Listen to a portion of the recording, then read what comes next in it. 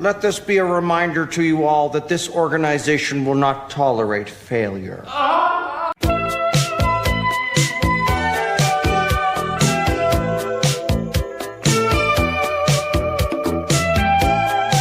The side of the federal building has been blown off, Jesse.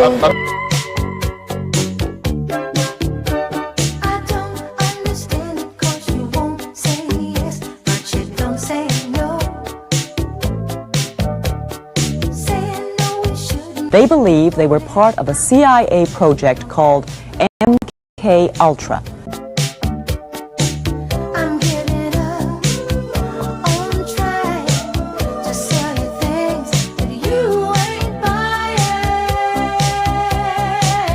Just like a segment of society that is not living in reality.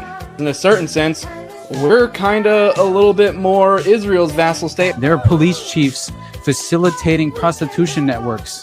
Do you understand? It's all in your head. It's your move.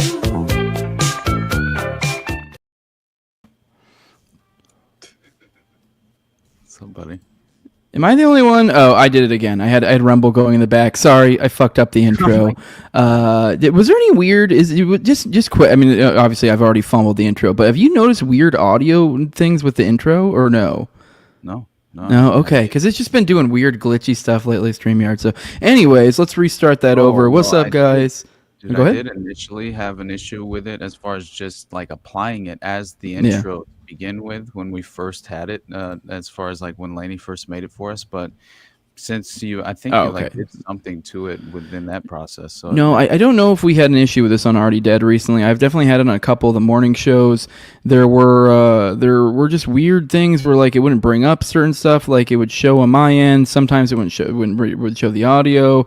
I've been noticing lately too when I like swap between windows where it does this weird audio thing where it's almost like the intro glitches.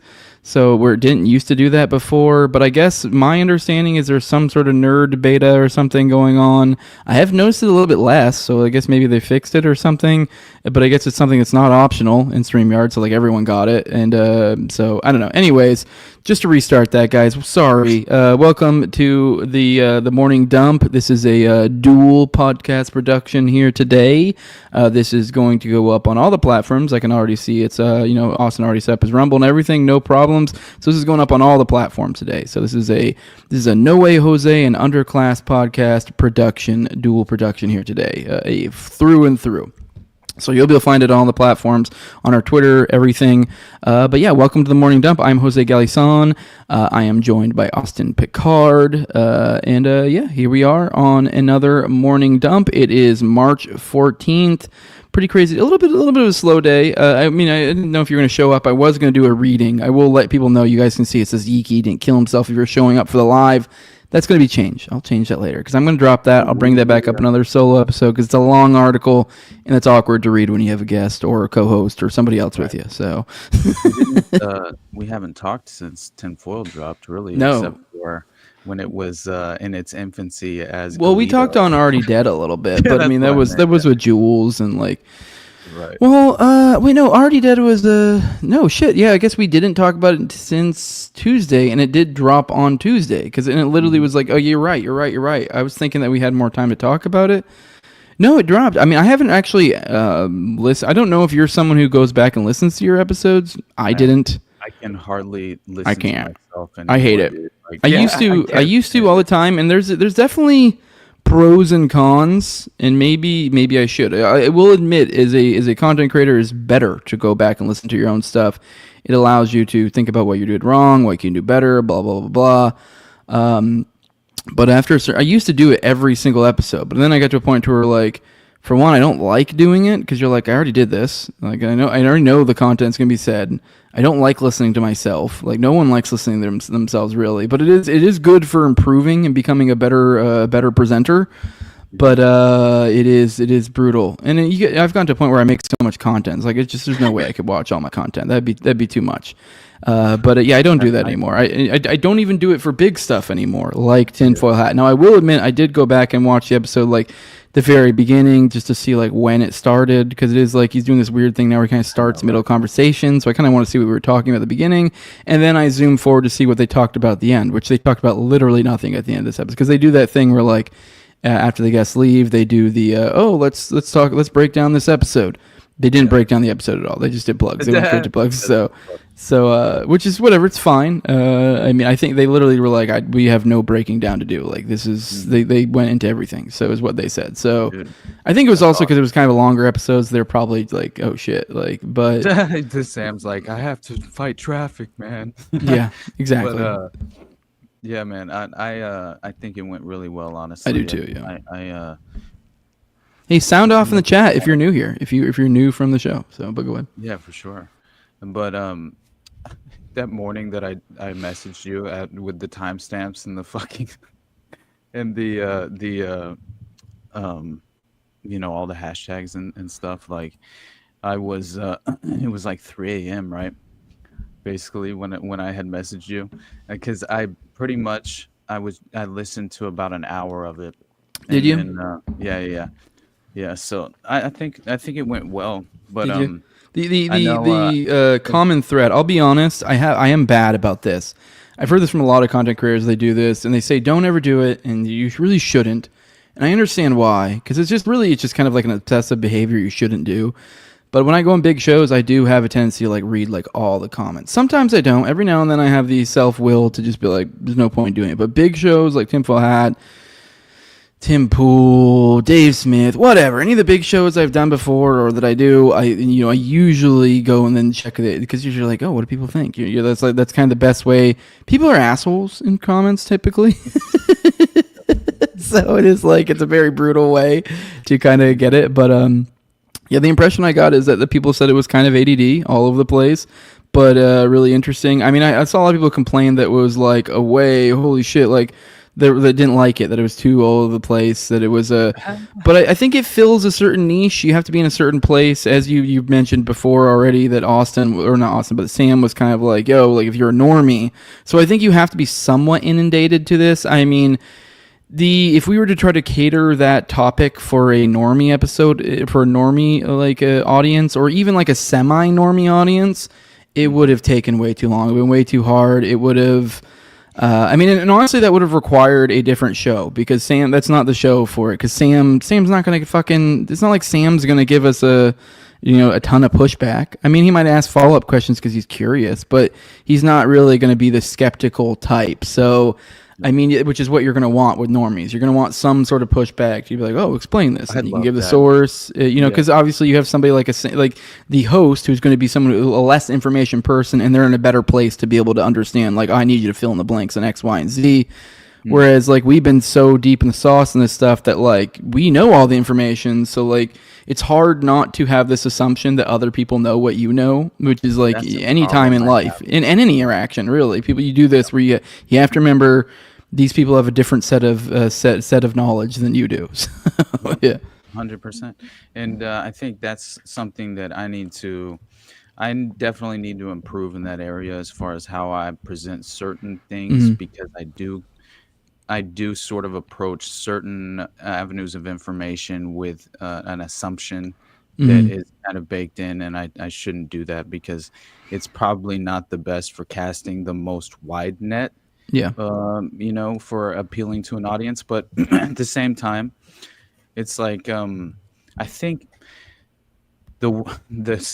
really the content and really the subject material that we're attempting to present, it called for, I think, the approach we took, honestly. Yeah, I agree. So, I don't think we did any. Looking back, I'm like, the only thing I would have liked is maybe if I had known that we really was going to go that well, I would have liked to prepare a little bit more. Because I thought we were over prepared, but he just let us cook. So I was like, oh shit, like fuck, like we should probably been maybe a little bit. No, I say probably. I think we were fine. Like, it's not that we were caught with our pants down or anything, but it was like, we definitely could have tightened some things up some more because we had more time to work with, so why not? But like, usually most Tinfoil Hat episodes are probably only like 45 minutes to an hour and a half.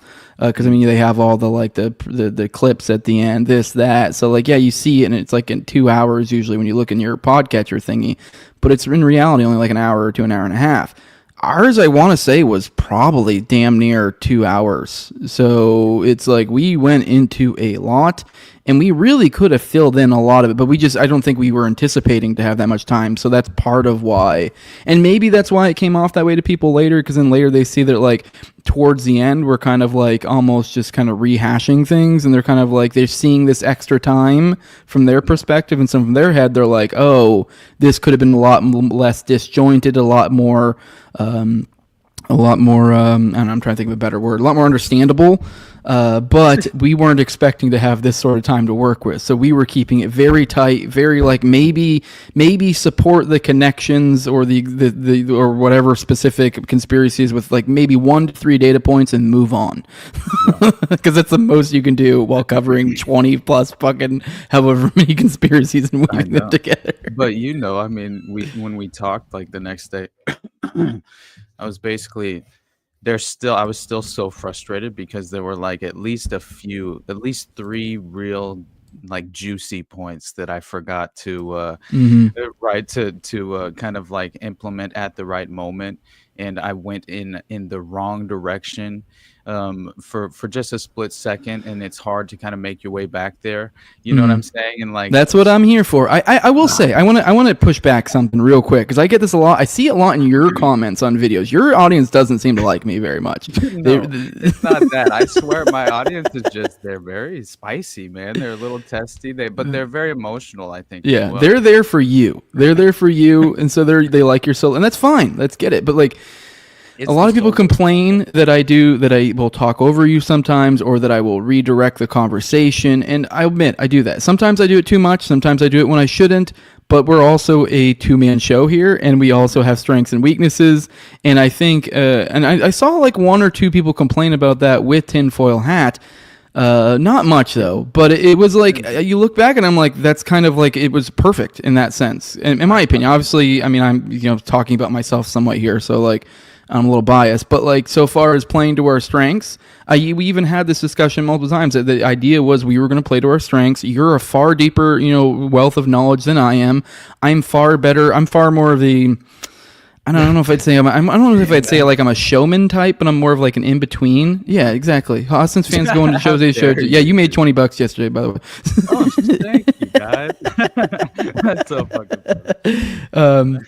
But yeah, no, we have like different strengths. Like mine is like for example, like throughout that show, you can see there were times where I would even there were a couple times I think I brought us back to previous ones we had moved on from, because I was like, I know there's still stuff that like maybe Austin just got lost and focused on this one part of this, this thing. And I know he knows about this other thing, because that's another thing. I don't know I know the things although I don't know like exactly what if that makes sense. Like I know the broad strokes of what but I don't know every specific little. I can't spout it off like you.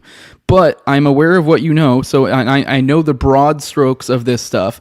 So if I'm from a larger perspective, I guess you could almost say I'm the big picture guy. You guys, I'm also good. It'd be a better way to put it. So where I see like, oh, we want to connect this thing to that thing, this thing to that thing, and I look back, I'm like, oh shit, Austin left this thing on the table that could have connected that to that, and he's really good at this. So all I gotta do is give him a quick little fucking like. All I am is the guy that's like feeding the ball to you. That's all I like. I'm your fucking was it Scottie Pippen to your Jordan? That's like basically what I'm doing. And like, sir, sometimes that might annoy you. You're like, why are you going this way when you should go in that way? And you're like, okay, maybe I fucked up, or maybe you're just not seeing what I'm seeing, and I'm trying to deliver the ball to him over here. So it's natural, man. I mean, you know what I mean? And there are always going to be growing pains at times, right? But it's the natural course of conversations as well.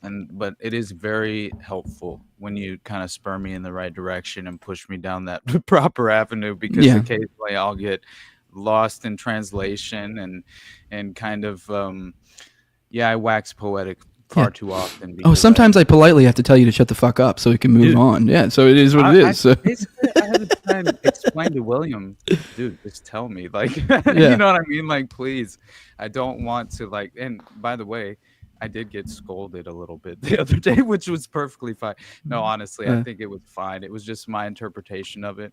I love talking to William, but I stepped on his toes a little bit on accident because I didn't realize that he was about to present a connection, and I didn't realize that he had that connection in his PowerPoint, and so I was like, dude, did you fucking realize? You know what I mean? All excited.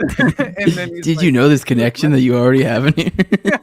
Yeah. He's like, if you would just let me present the PowerPoint here, you know what I mean? I'm like, oh my god. So sorry, William. Yeah, well, I do want to let people out there know. I don't know if you said that on the show, but that was your first interview. You've never done an interview, so yeah. Whereas I've been an interviewer the entire time, which is kind of an explanation for the different strengths. That's been my main thing. Is from I started, I was an interviewer. I've done a bring on a guest for a topic, and I will talk about said topic. And usually, I'm the less informed of the two, and so I've developed a different skill set as being the intellectually, less dominant one, while also understanding where I want to bring a show. So it's a different. I do the solid big picture dump. is what JMS says. So yeah. Oh, that's great though, man. I really appreciate it.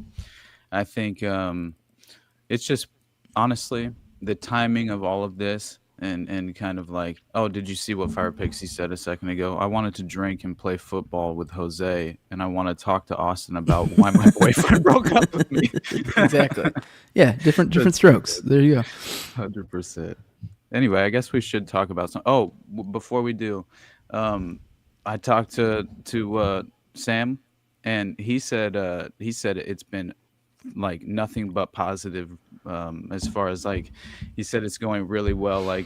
People seem to love it, and he's got nothing but positive feedback, overwhelmingly. So I thought that was super cool about our episodes. So hell yeah, dude. And then we were followed up by Kurt Metzger. I haven't watched that one yet, though. I thought it was cool. That was a cool follow-up. So yeah, I didn't realize. I'll have to check that out for sure.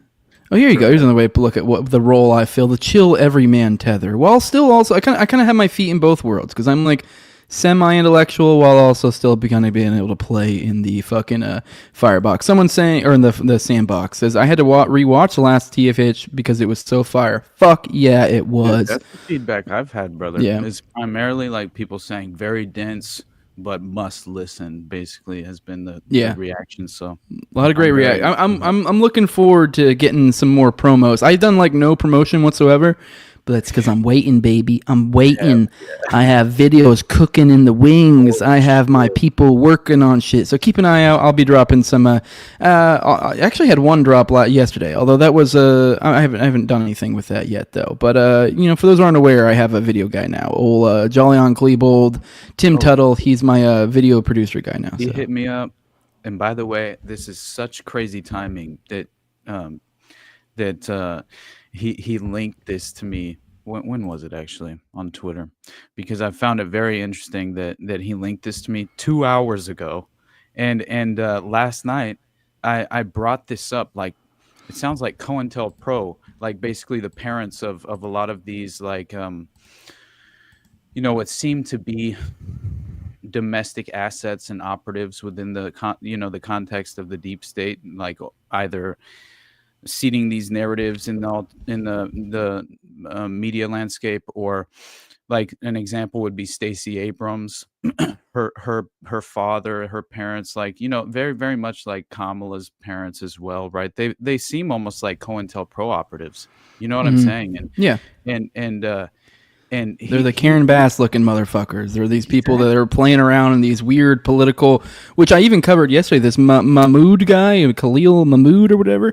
Even he is a political actor that's coming through. He worked at the embassy in Lebanon. Lebanon, the Beirut. Right? It was in the British embassy for Syria that was in Lebanon, which is confusing, but yeah, that's where he was. So, but either way, my point being is that he's just of the same ilk of those sort of political actors. I mean, not saying that he is a theater, a actor, but he might be. So I'm just saying that it's interesting how this works. So absolutely. So look who else kind of fits this exact same framework. Did you find that interesting? I noticed it in the moment. Oh, it's muted, by the way. So no, I know. I just rewound. Okay, all right, just making sure, because it's been weird. So I noticed this comment in the moment though, and it was so. Oh yeah, you're right with StreamYard. Oh no, but is this a sideways little comment that he mentioned about his like dad, or maybe I want to say his dad that was involved in like college protests or something? Yeah, exactly. Which all right. So the idea being is that obviously the protest class, I guess the college protest class is timing of it all. yeah. And I believe the I haven't looked enough into his like, I know he supposedly got doxxed, and I haven't looked enough into. I am aware that his parents are professors, so I will say like, so people bring that up and you're like, okay, I mean, yeah, I get it. You know, we're the conspiracy people here. We go, oh well, that glows, but you're like, I mean, someone's parents being professors, it's like. Oh, for sure. I mean, that's a data point. It's a worthwhile data point of like, that's kind of glowy, but that's nowhere near like a solid like. No, I get what you're anything, saying. It's no sort of smoking gun of any kind, but it's still very worthwhile in acknowledging and kind of like propping up into the spotlight for a brief moment, so we can again go through our process of pattern recognition. You know what I'm saying? Like, I just think it's worthwhile. Oh, 100%. It's 20 seconds. Have you read Strange Scenes Inside Laurel Canyon? I started to read it. I have not finished it. So, I mean, even just the But first it's chapter, right? nuts. So if you take that book's premise, it's basically that before the hippie movement, there was a very powerful organized anti-war movement led by a bunch of Quakers, a bunch of black activists, a bunch of, like, my dad was one of them. Operation Chaos, dog. Like, my dad was one of them. My dad was one of them. It is Yeah. so good though, but it is Operation Chaos. This is like when Mae Brussel claimed it went into a hyper operational phase, and you have Carl Schaffler from Watergate, the dual military intelligence asset in the local PD, who's going to these protests and handing out all the poison candy and shit, and like it was a very interesting time, and so I find it strange. At least worth mentioning. I remember catching that too. I remember being like, I know a lot of people have gone with it in your tweet. To me, it didn't even raise to the point of tweeting, but it was enough to like kind of, Speaking of which, hey, is my audio all right? I just want to make sure I'm not like coming over like too hot or too quiet. I forgot to ask earlier. At the beginning, it was a little hot, but it sounds fine to me now. Okay, cool. Let me guys. Also, guys, let us know if there's ever any issues in levels or anything like that in the chat. But it just seemed loud on my end. But all right, let's get into some content. But I did want to, on that point, I did notice that when I listened to it, I caught that, and I've also, so I was aware his parents were professors, so that, obviously something caught my eye. Once again, there are people that parents are professors that have nothing to do with any intelligence agencies. So I'm just saying, it's a data point, but it's a little bit glowy, but nowhere near anything solid. But I did catch that. I was like, whoa, holy shit, like that's something. But it wasn't like, to me, I wasn't even like, let's tweet this. It was like, or share this information. It was more just like, okay, all right, because it was one data point. Like, this is like, it would either need to be a stronger data point or like multiple data points. It's a worthwhile data point to keep in mind. But all right, let's go ahead and get into the content.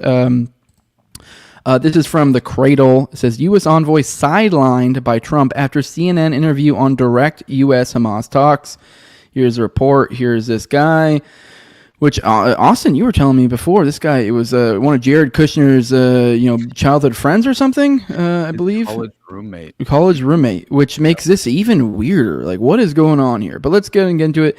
Adam Bowler, the U.S. government's special envoy for hostage affairs, was stripped of his role over statements he made during an interview regarding negotiations with Hamas, according to reports on 13 March. The administration has pulled him off the Hamas hostage file and said that he needs to be further sidelined. 3 sources in the U.S. Republican Party were cited as saying by Jewish Insider. Now, I do want to back up. I know if you watch this show regularly, you're aware. But this guy, the key thing about him is he's kind of the first. He's kind of a trendsetter here. He's the first guy in a long time to do direct diplomacy with Hamas. So that's the thing, which we talked about this a while ago, and the other key thing to remember is that when this happened, when we had direct diplomacy with Hamas, we did not inform our Israeli partners, but they knew, and they made it known when they released when articles were released on the topic. Obviously, highly implying espionage, spying, I guess, and then also there was in one of those articles there was information that I guess Biden's administration, essentially pushed forward the idea of doing the same thing, and the Israelis freaked the fuck out and said, hell no. Whereas this time, we did it without telling them, And now it looks like maybe we're seeing the consequences. So it looks like he's in Never Never Land, one source said. The thing is, I don't know why we'd be interested in him doing anything going forward after what he saw. We saw, said another. He's being sidelined, and that's good, but I don't know to what level. It was beyond bad, a disaster. I like Adam, but I think he needs to be parked, a third Republican source said. The report signals there's talk to remove him entirely from the administration and not just from his role negotiating Gaza ceasefire issues. Look, they don't have... Now, this is him right here. Look, they don't have horns growing out of their heads. They're actually guys like us. They're pretty nice guys. We're the U.S. We're not an agent of Israel. We have specific interests at play. Oh, shit. That's... Be careful, dog. Yeah, I know, right? This is crazy. Just fucking breaking the third rail or fourth rail or whatever the fuck yeah, that's insane. I mean, I don't know if maybe there's other, spicier things he said somewhere that are, but this is enough to be like, no.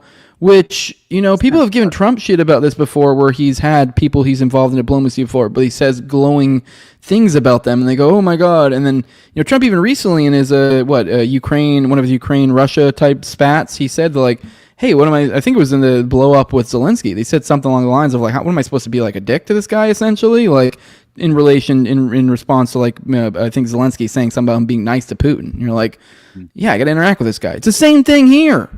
Like, why is it that, no, it's Hamas, so now you can't interact with them like they're human or interact with them like anyone would with someone that you were engaging into diplomacy with. So, When asked if there would be further talks with Hamas, he said, you never know. Sometimes you're in the area and you drop by. I like this guy personally. Like, this is pretty dope. Like, they're like, you never know. Sometimes you're there and you drop by. That's pretty dope. Especially knowing when asked that was probably like a fuck you to Israel. Oh, yeah, which there was stories on this recently too. Why this is so partially so interesting is one, the new idea of actually engaging with Hamas, which is insane. Oh my God, why would you actually directly engage with the people you're in engagements with? Yeah, you're attempting to negotiate. Yeah, right. But yeah, so that's yeah, so he clearly there were other stories on this, where he was getting shit and his responses, and so he's been pretty pissy. I don't think I actually covered one of those articles, but I almost covered one of the articles that was just on his responses to some of his statements, because he said other statements along these lines, which is kind of like, hey, they're people, we're interacting with them, blah blah blah, and then also kind of some of the responses like I just showed you. Of like, hey, we're not an agent of Israel. Like, we have, stuff like essentially pushing back against Israel, kind of like, hey, we're grown-ups and we'll do what we want. We're not your vassal state. Like, he's made statements like that. And this is the fallout of it. Bowler further angered Israeli officials by speaking to Channel 12 News, telling the broadcaster that there have been positive developments in negotiations with Hamas. The U.S.-Hamas talks, which in part focus on securing the release of Israeli captives with U.S. citizenship from the Gaza Strip, frustrated Israel from their onset, but Bowler's comments to CNN made things worse. Israeli officials lambasted the envoy. Anyone who quotes Hamas and negotiates with them directly is making a huge error, one that endangers the hostages, said Knesset member Simcha Rothman. Israeli Finance Minister Bezalel, why can't I say his first name? Bezalel Smotrich, whatever the fuck, Smotrich. You guys know, you probably heard me say Smotrich. He's kind of one of the most evil motherfuckers over there. So just know Smotrich. That's all I know. His name is literally like some fucking biblical demon. His first name, and maybe that's why I can't say it.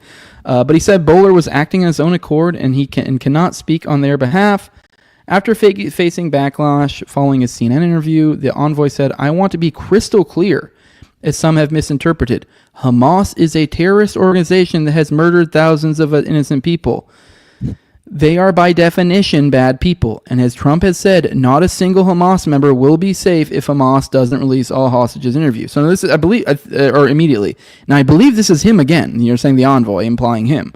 So, I mean, I don't know. This guy, I feel like I'm kind of like I feel this guy's pain. He's like, he really is like half a step away from just being like, listen here, you stupid fucks. Like, I couldn't be any clearer here. I'm not saying anything that should be in any way regarded as offensive. These are terrorists. I am negotiating with them. Yeah, and every single statement he's making is legitimately that straightforward. But Yes. what I found interesting as well is that apparently he was involved in Trump's initial administration, and happened to be the individual who was responsible for the Abraham Accords negotiations. So I didn't realize that he had such long-standing ties to the diplomatic efforts involved in Gaza. Okay, so you're As saying far- he was an Abraham Accords guy? I'm assuming he was like Yeah, maybe like he a junior was- member or something at that point. No, he helped lead talks during Trump's first lead. term, Okay. and previously suggested a U.S. military operation for the hostages held by Hamas. But he, in the original administration, he helped apparently. Here it is. During Trump's first term, he helped to lead U.S. talks with the Taliban, as well as negotiations between Israel and several Muslim nations that resulted in the Abraham Accords normalization agreements. That's interesting. I didn't realize he had such long-standing ties to the administration. Yeah, this It makes is sense, this is odd. Kushner's connection, right? Yeah, and I don't know if you. I want to say we talked about this in Already Dead. Maybe we didn't. I don't know if you saw about the deputy DNI who got turned away because of statements about Israel, which weren't really that bad either, which were kind of common sense things. His were actually. I'll give it a little bit of credit. These were a little bit beyond the pale of what that people will be willing to accept today. I'm not saying it's offensive. The things he said were, I thought were kick ass. He made statements along the lines of like, how the fuck are we supposed to, back up? Like, they're essentially making the point that they're a moral hazard to us. Like, probably the best example is the other day I was going into how they apparently it's been reported that we had a behind the back deal against Lebanon with Israel, saying essentially we would allow them to continue to break the ceasefire deal.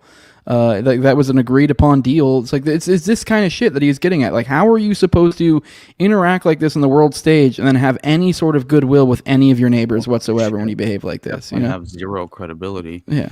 But do you think that they put forward some of these like seemingly good, more in the line of good faith candidates, as like a way to appease certain groups of people, like psychologically and like it's a setup, slap I down, think it's doomed to fail. Yeah, But it could be. You're like, hey, we're gonna do something cool. We're gonna have you talk to Hamas. We're gonna set you up for a big fall, which that kind of ties into a later story. I mean, you weren't here yesterday, but we're probably gonna get into some of the swatting stuff recently, and this feels like a big ole InfoWar theater to me. So I don't know. We'll get into that. I had a point that I was bringing that back to, but I completely lost it. But anyways, yeah, no, that would that's an interesting idea. I mean, especially considering that like at least specifically this guy, considering he was like he's like Kushner's old college roommate, it's kind of like, oh, it makes sense. You would be an easy guy to get involved in this level of theater, to be like, hey, whatever, then on the sly later he gets hooked up, or whatever. Because like, yeah, I guess this might be, you could say, oh, this is a bad look for him professionally, but you're like, not really, not when it's the boss that's setting it up. You know what I mean? You're like, no, I think you'll get hooked up later. You'll be all right. So, yeah. On this front, while we're kind of still talking about Israel, this one's really short. This isn't an article full on, but just kind of, this is once again reminding you who our greatest ally is. This is Dave DeCamp saying, WAFA reports an Israeli quadcopter drone killed a 3-year-old near Gaza City today, and this was yesterday. It says, March 13th, 2025, Israeli occupation forces Thursday evening killed a Palestinian miner in the Shujaiya neighborhood east of Gaza City, according to local sources. They said that an Israeli remote-controlled quadcopter directly opened fire on civilians in the El Mintar area of the neighborhood, killing 3-year-old Amjad Hazim Abed. They added that an Israeli combat drone opened fire on a female in Beit Hanun town in the northern strip, injuring her. So, was it the saying from 1984 is like, imagine the future, it's like a boot stepping on your face. Yeah. Imagine the future, just little kid in front of it, and then just flying off. That's the future. That's what that is. Yeah. So honestly, man, like that, and then the footage that you that we've seen over the course of the Ukrainian conflict. It's just like, my God, man, modern warfare is extraordinarily terrifying. And then it is very interesting as far as the classification of the Mexican cartels as terrorist organizations, and the comments about it potentially being some sort of precedent-setting operation to run domestic, as far as targeting attacks on these cartels deemed terrorists within the confines of the U.S. And so the idea was this could be a precedent-setting notion to greenlight drone strikes domestically. It's possible. Yeah. And that notion alone is just dystopian as hell. You know what I mean?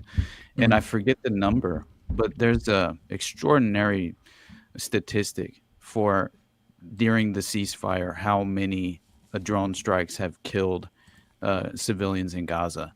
I read it yesterday. I can't remember what it was, but it's a lot, man. Yeah, I mean, it was they've only covered the stories twice because it's kind of odd going to individual deaths, but it is unique. The futuristic murder over there is kind of weird. Like there was this story that I've covered, I believe, in the morning show, and there was also the story with the what was it, like the aid workers that literally like this fucking drone just kind of right down to their fucking vehicle, just blew away and then fucking flew off. Just fucking, it was something like I want to say like 4 to 8 or something in that realm, like multiple guys just chilling in an aid truck and then just blown away, just moves on.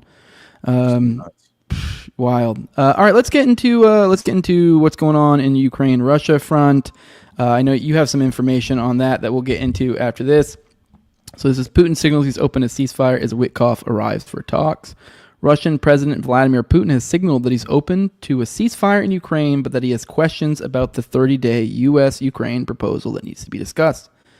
The idea itself is the right one, and we definitely support it, Putin said, according to the New York Times. But there are questions that we need to discuss, and I think we need to talk them through with our American colleagues and partners. The Russian leader listed potential conditions for a 30-day truce, including a guarantee that Ukraine wouldn't be supplied with more weapons, which we just continued recently in the last day or two, intel and military aid. So we also want guarantees, but I will say the fact that we were cut off both of those things and in separate occasions, they weren't both at the same time. I think it shows a willingness to do it. So that, hey, that's cool. That's something.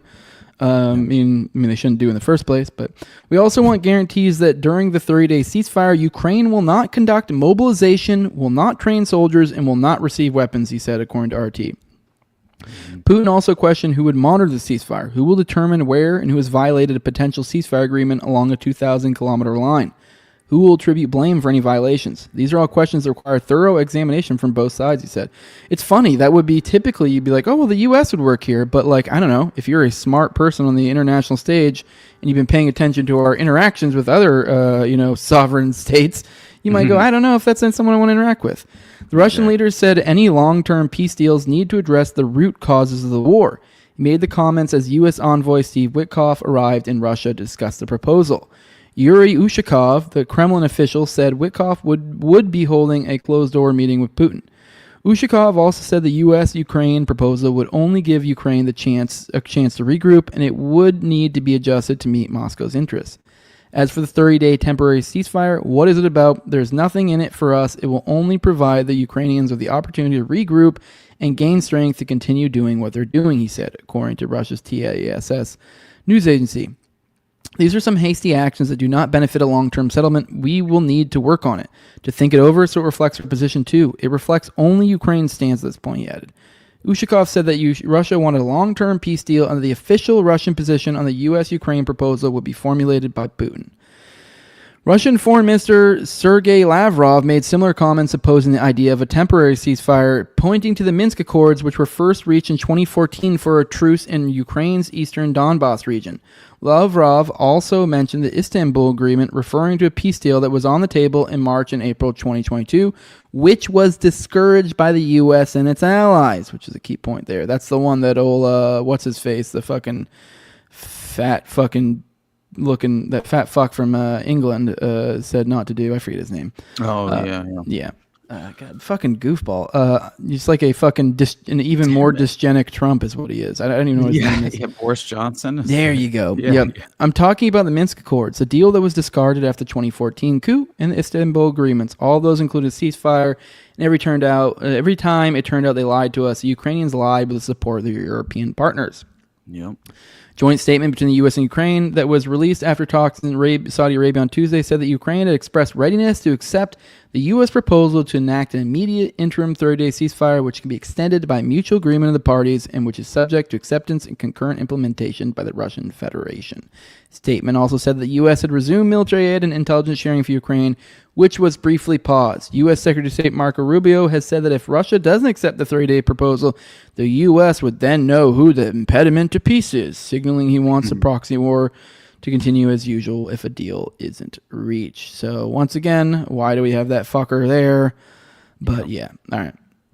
Yeah, I think this is something that crossed my radar yesterday as far as a potential reason that the ceasefire is being called for in this moment is very convenient timing for the West and Zelensky, and just honestly, as far as like they're not in a strong position to negotiate in this moment as far as militarily, which is something that I think is outside the purview of the media and their ability to interpret a lot of this or their willingness, because I think they're just more so given their talking points and run with the script, right? But but what I find very strange is that apparently there's this there was a covert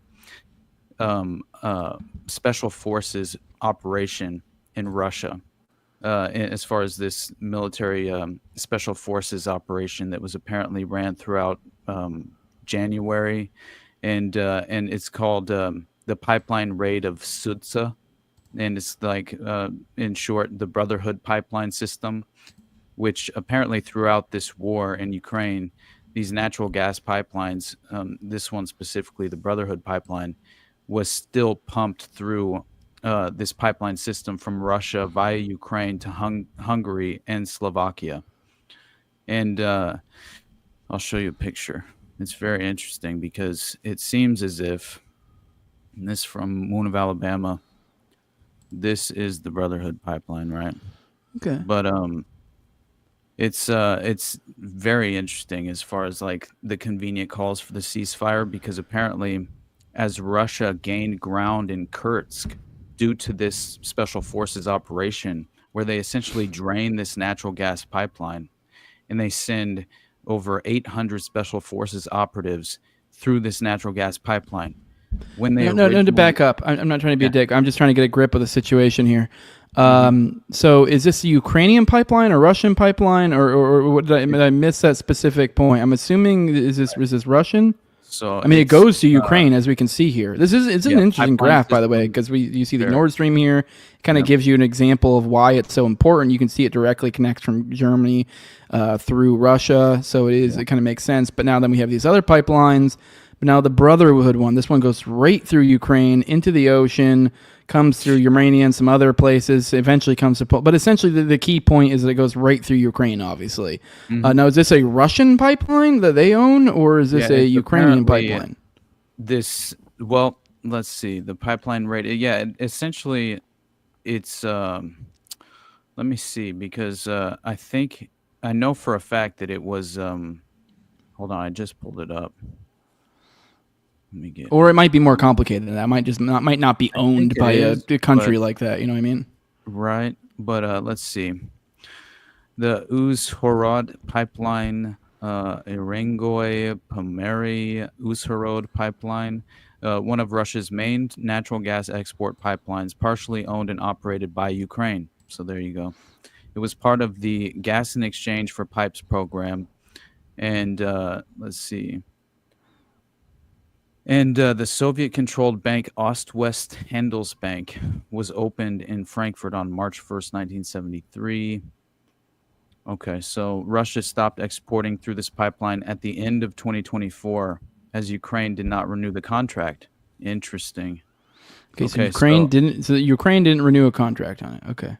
Yeah, but so it's partly owned by Ukraine.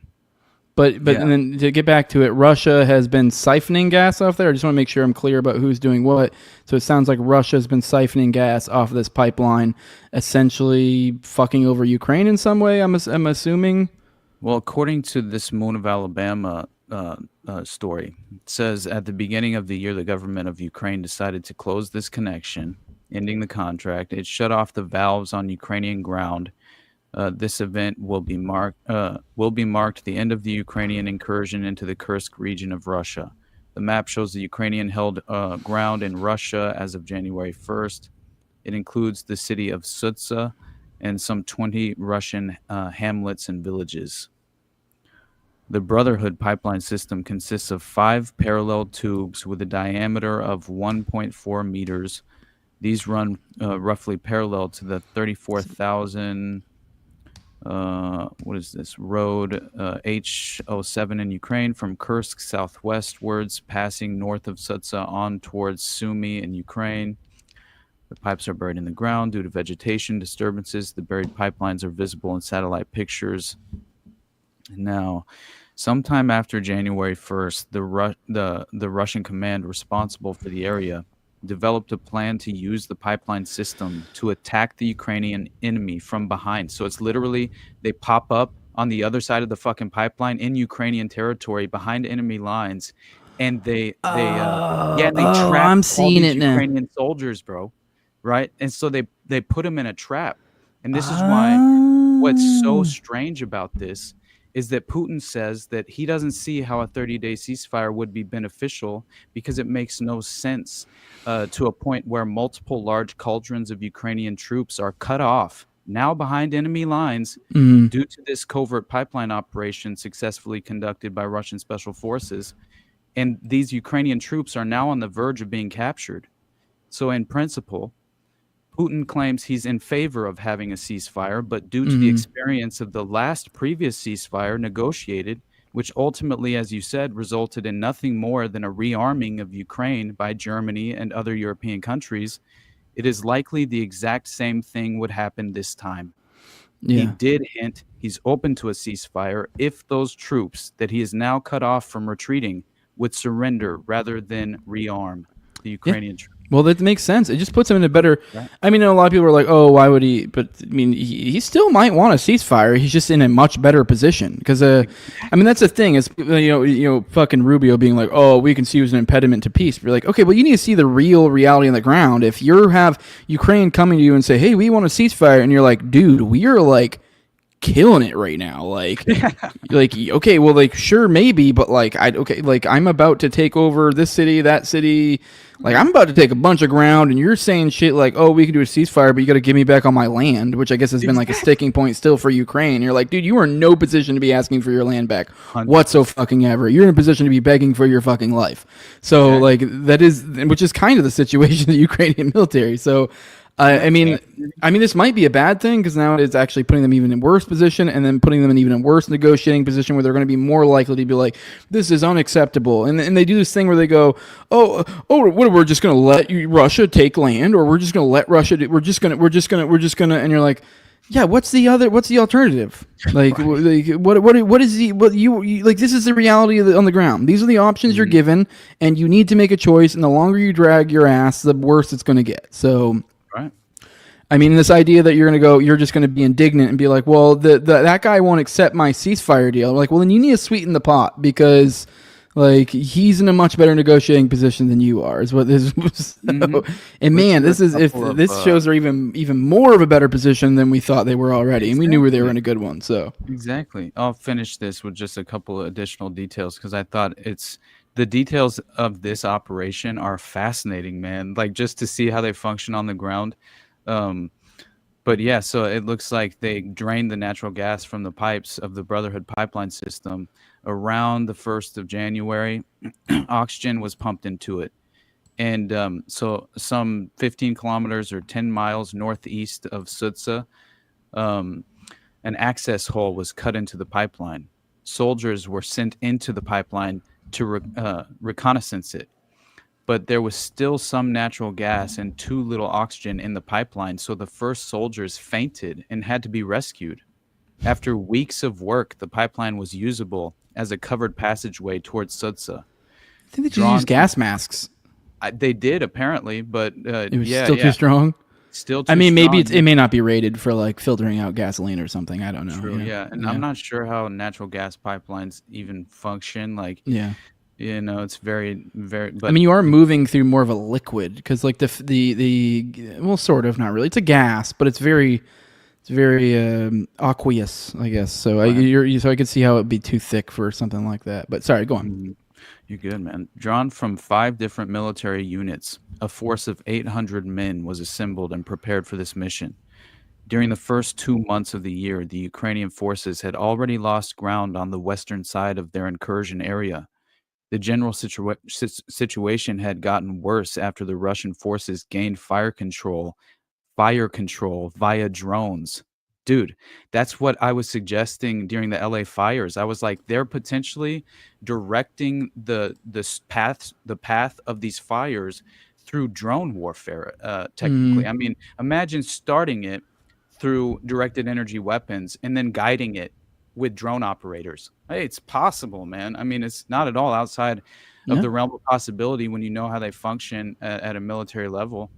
But yeah, so these drones are providing fire control and also drones over the only larger supply route from Sumy to Sudza.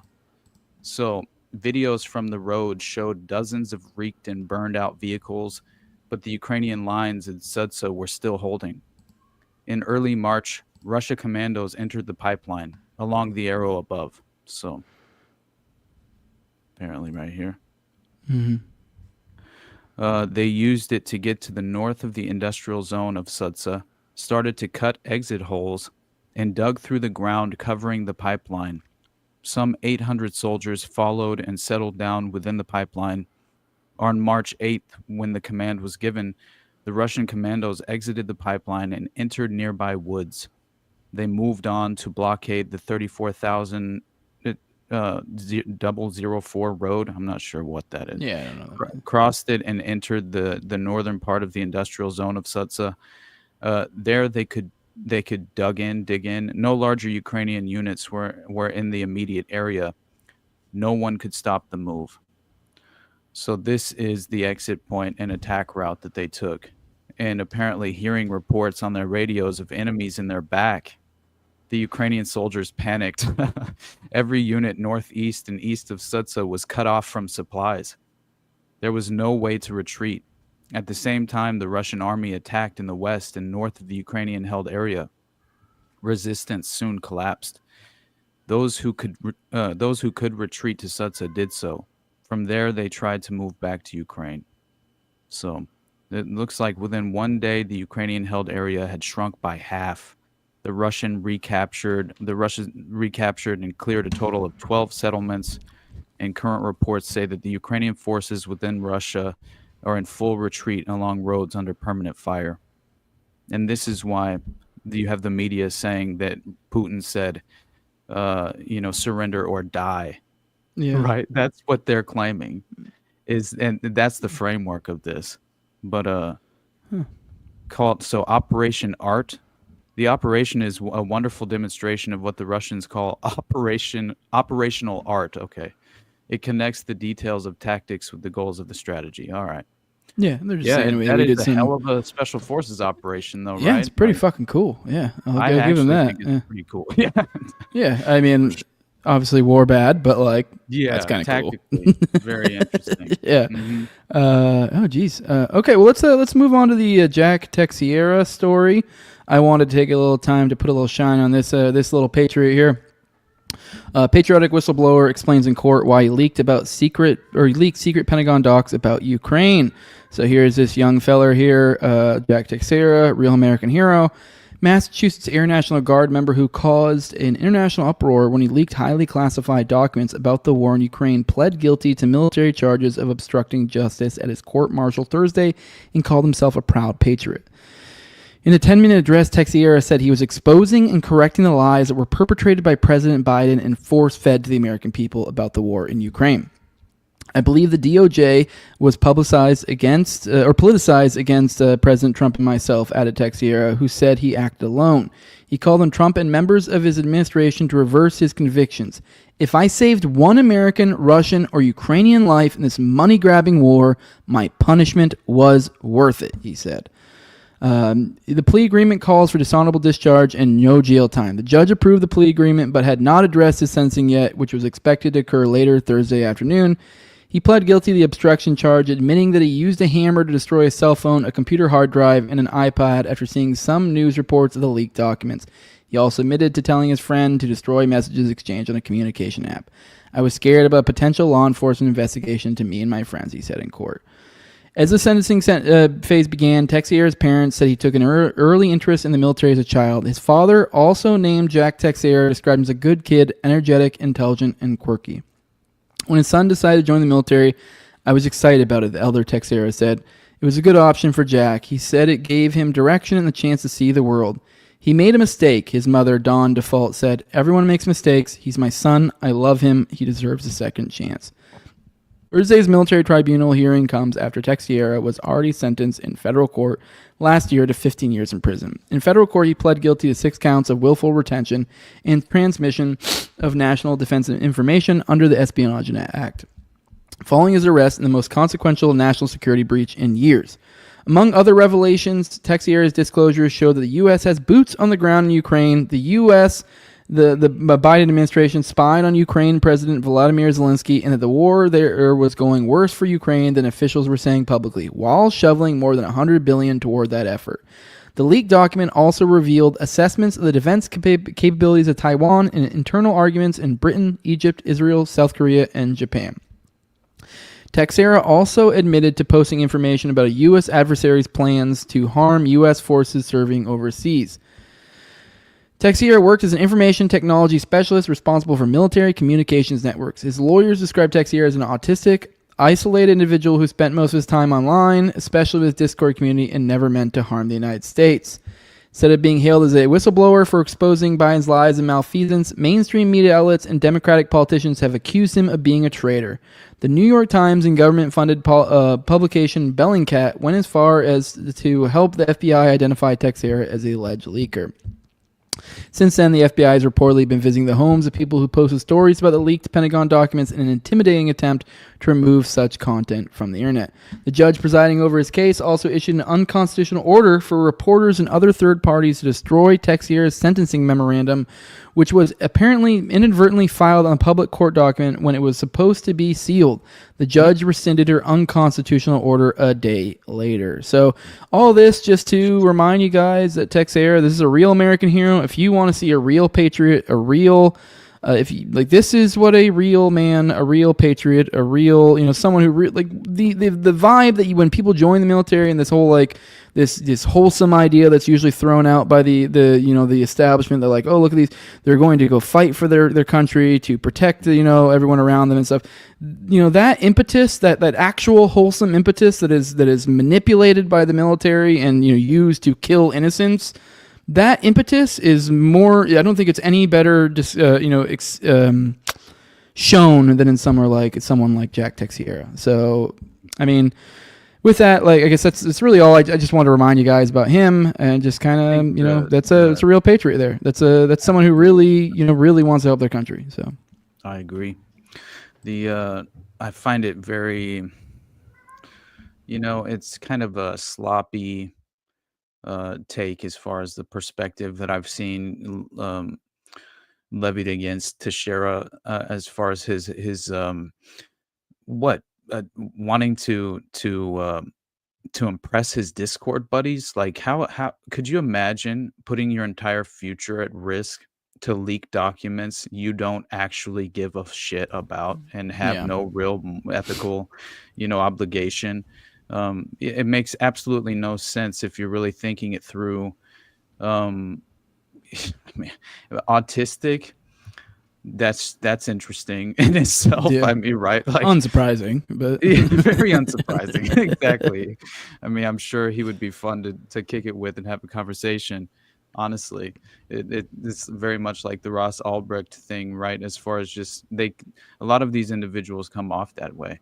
like they're on the spectrum to some degree, but they seem as if they're timid in nature and really have some sort of ethical values that are worthwhile, which would be the reason you would blow the whistle in that context. But yeah, anyway, yeah, I agree, brother. I think he's most likely he's a hero.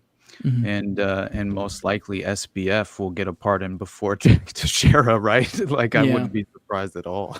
Yeah, he just went on Carlson. Wasn't the vibe? I didn't watch the whole thing. I only watched a tiny bit for the show because they talked about the effective altruism shit or whatever. So we heard them talk about. I didn't watch the whole thing, but I from what I've heard, I guess the push was kind of like a pushing for an appeal. So now it almost seems like the supposed quote unquote good people, they're like in line with us, or supposed to be. I mean, it depends on whether you trust Tucker or not. It's almost like they're realigning to kind of behind SBF, but maybe I also didn't watch the whole interview, so maybe I'm misinterpreting this. So, but that's what I've kind of seen parroted by other people. So, although people parrot retarded shit all the time, so I don't know how legit that is. But during the time, I remember when the huge scandal was taking place and FTX was going bottom up, essentially I remember that Monica did a really good deep dive as far as covering his connections and his parents' connections, and how essentially the effective altruism philosophy came from a CIA operative. And it's like an old boys network CIA operative. I'm trying to recall which individual who is tied directly to him. I'll bring it to the show soon, but it's something worthwhile because I remember covering that. Will McCaskill covered this to some extent as well, as far as the FTX SBF debacle. But it's very interesting because there is definitely a CIA operative who's behind the philosophy that ran FTX. It totally checks out. I've been feeling it. We've on this show, the Zizians, the fucking Sam Bankman-Fried, Luigi Mangione. There's so many, and there's other ones I'm not coming to the fore right now, but there's multiple that are like connected to this rationality community that kind of sprouts out into effective altruism, Zizians, this, that. And so, yeah, there's a lot going on there, and I've been kind of like, sensing the glow for a while. I just haven't. So that kind of is exactly kind of what I would assume. By the way, JMS is kind of, I guess, saying that is making it sound like maybe I mischaracterized it, which is fair. As I said, I may have. He said Tucker just talked to him and laughed at him. Okay, all right, then I guess maybe that's the case. Maybe he just thought it'd be interesting to have SBF on. So. It's very strange, man. I'm not a big fan of the whole platform thing. I don't know. He's putting on a show. No, whatever I'm you only get. saying, why the fuck would Tucker Carlson be talking to Sam Bankman-Fried? Yeah, and giving him an opportunity to call for a pardon, man. Yeah, that's I'd have to re-listen to it. Staged opportunity. Yeah, I'd have to listen to the whole thing to have a strong opinion. I guess I just don't like have that coming off of that opinion. And even then, just now I caveated a bunch before I came to it. But it's like, because I was like, I don't know. It could just be, I could totally see, I don't know how many shows he's doing a week these days, if it's just one, but I could totally see, be like, SBF? Yeah, fuck it, whatever, book him. It's a he's doing a guest thing, he's doing an interview thing. So, but yeah, anyways, he's touring. He's touring, attempting to get a pardon. Yeah.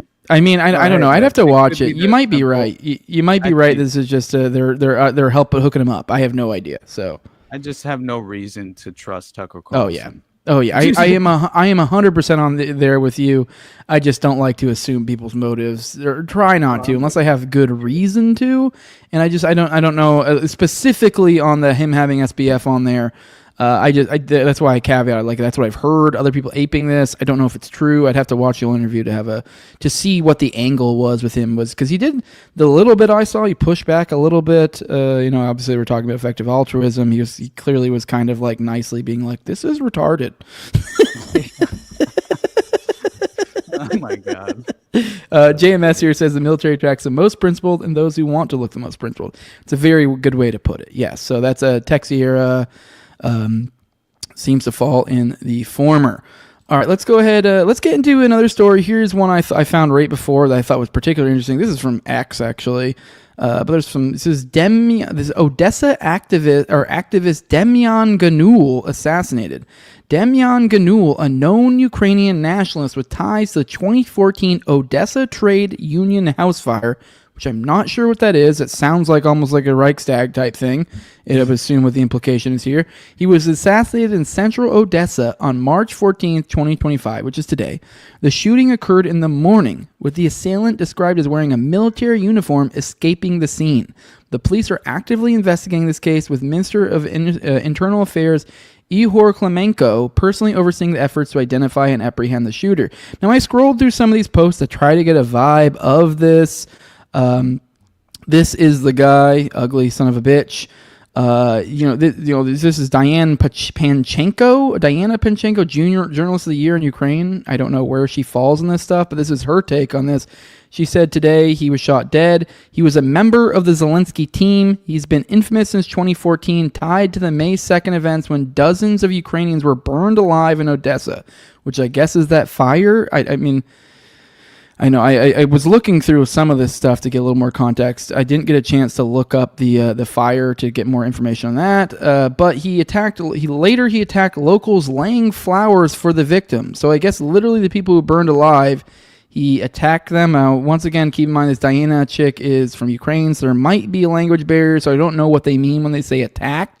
Do they literally mean attacked? Do you mean verbally? Recently, he was fighting anyone who dared criticize mobilization. Fighting is in quotes here too, so once again, I'm not sure if they mean literally, physically or not. His most notorious stunt. This summer, he beat an Odessa fitness trainer for slamming the Zelensky commissars. The trainer disappeared. Word is he ended up in the AFU, tortured and likely raped. All of this while this guy never fought. He just stole protections and ran donations and ran protection rackets. So this is the kind of guy we're dealing with here, and someone came along and offed this guy. So I just find it particularly kind of interesting. This guy seems to be some sort of enforcer for Zelensky, is the impression I'm getting here. And this guy just got fucking offed. So here's another one. Odessa locals are now calling the shooter a hero and urging more action should be taken against Zelensky's conscription officers. Demyan Ganul, who was killed today, has been accused of instigating the Odessa 2014 massacre, forceful conscription, and rape and extortion. And here's, I'm assuming, a photo of the guy they think he did it, which, assuming this guy is pulling some V for Vendetta type shit here, fucking hats off, brother. He looks like Taxi fucking Driver dope, or something, right? dude. Yeah. This is wild. Mm-hmm. Yeah. It's interesting. I had no idea that happened. Yeah. Yeah, somebody's saying Ganul was a real Nazi. I don't know enough about this guy. I find this particularly interesting, especially given the role this guy plays. And because at first I was like, oh shit, like I heard, oh crap, assassination in Ukraine. I assumed it was likely Ukraine military off somebody or like some sort of person that's saying negative things about the Ukraine administration getting offed. Yeah. Nope. I am wondering if throughout the process of attempted de-escalation, if they truly do want some sort of end to this conflict. That's true. This would be a good way to stop de-escalation. I guess that makes sense. Yeah. Definitely. Yeah, you just have to say it's a Russian actor or something. We've heard those. Ooh, Russia.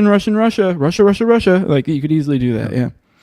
Yeah, and other than that, I mean, you also have to keep in mind that from the Russian standpoint, Zelensky's on the outside. He's not going to be a part of anything going forward as far as like some future negotiated peace deal.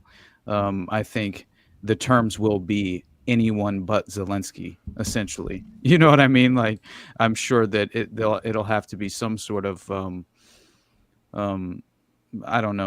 improved relationship dynamic as far as the individual that's put into place if there's going to be some sort of longstanding peace with Russia, and the agreement takes place. But I'm telling you, like, I see something. There's got to be some sort of consequence for Zelensky in the near future. Right? I mean, he's not going to stay in power. There's no way in hell. There's been too much signaling. I just do not see him sticking around for much longer at all. So, yeah. Agreed, brother. By the way, I just kind of quick quickly researched some stuff about this Odessa. Just quickly Googled, and I don't know. I'm thinking maybe I might end up covering this soon because it looks like the vibe I'm getting here is like, oh, still no people don't know. Like, it's kind of like, oh, we don't know what really happened. But yeah, I guess fucking on May 2nd, 2014, heavily armed. I'll just get real quick. I'm not going to do the whole thing here because I feel like this requires like an actual segment.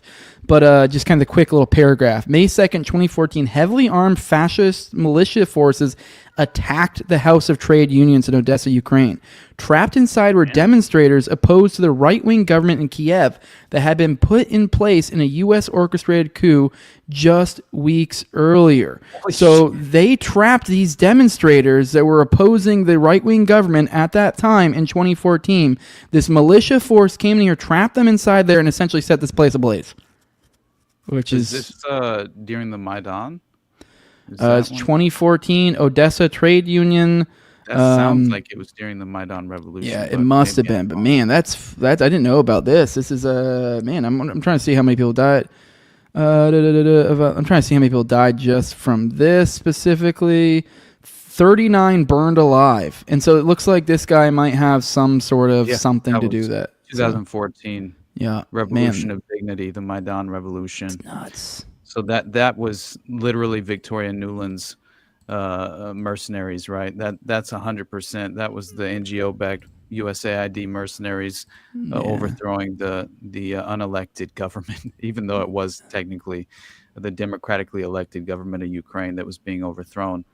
But that was when, dude, I think everyone should go back and listen again to that leaked conversation between Jeffrey Pyatt and Victoria Nuland, where she's saying we need to bring in Biden to midwife this thing, and put a bow on it, and then Jeffrey Pyatt asks her about the EU, and she says, "Fuck the EU," right? It's just so blatant in as far as them discussing who they're Klitschko, he's better on the outside. He's like, as far as the effect and influence that they can have in regard to these regime change operations and violent coup d'etats. So that is, oh, and by the way, that falls perfectly in line with this story that I found yesterday. Yeah. About did you see this story about the court having to step in after USAID employees were ordered to shred and burn classified documents? I didn't hear anything but a court stepping in, but obviously I've heard plenty of stories about supposedly documents being burned in this group, that group, this group, mostly FBI type stuff. But yeah.